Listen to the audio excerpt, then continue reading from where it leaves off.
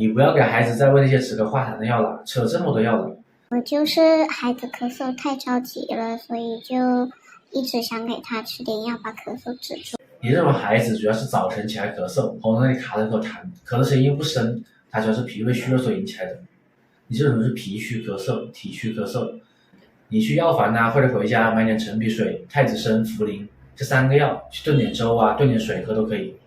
陈皮水呢，它可以健脾行气、燥湿化痰，对于脾虚的小朋友这种痰多的是可以用的。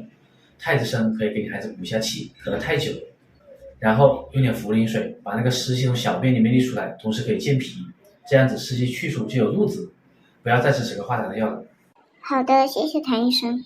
你先回去喝个5天到7天看情况咯。有什么再联系我。